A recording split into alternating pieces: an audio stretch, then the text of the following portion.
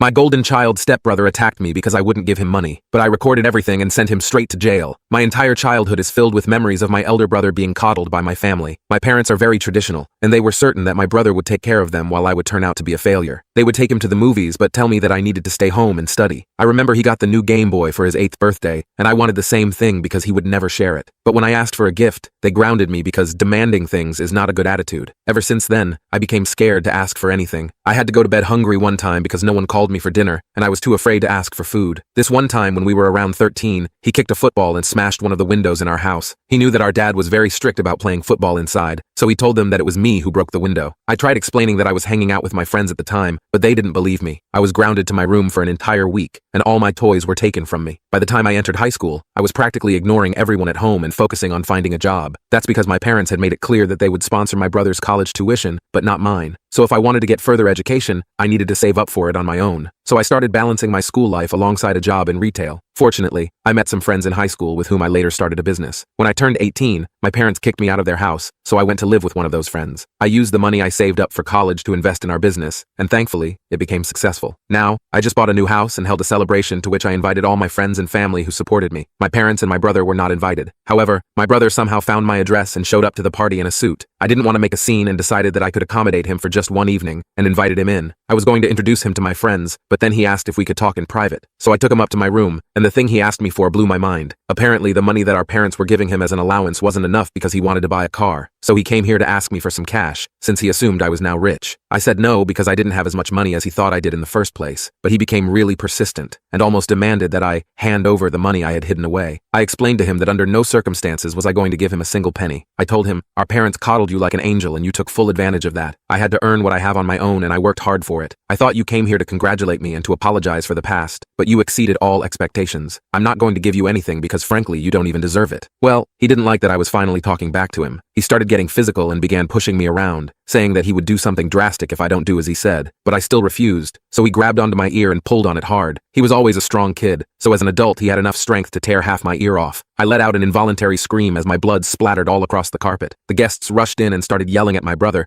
who then got really scared and tried to run away. Some of my friends caught him and were going to hold him down, but I told them to let him go and just take me to the hospital. They questioned my actions, but I had solid reasons for it. You see, it was my house and I had set up cameras everywhere, especially in the room where my brother attacked me. I knew he was just going to run back to our parents and deny everything, but the police would believe the evidence I had. I got my ear reattached and immediately contacted my lawyer, who contacted the local cops and had them arrest my brother. I imagine that he was taken straight to jail, and my parents weren't able to stop it from happening. But I am not done. I am also planning on suing him for the hospital bill and emotional trauma, which would most likely be successful after an arrest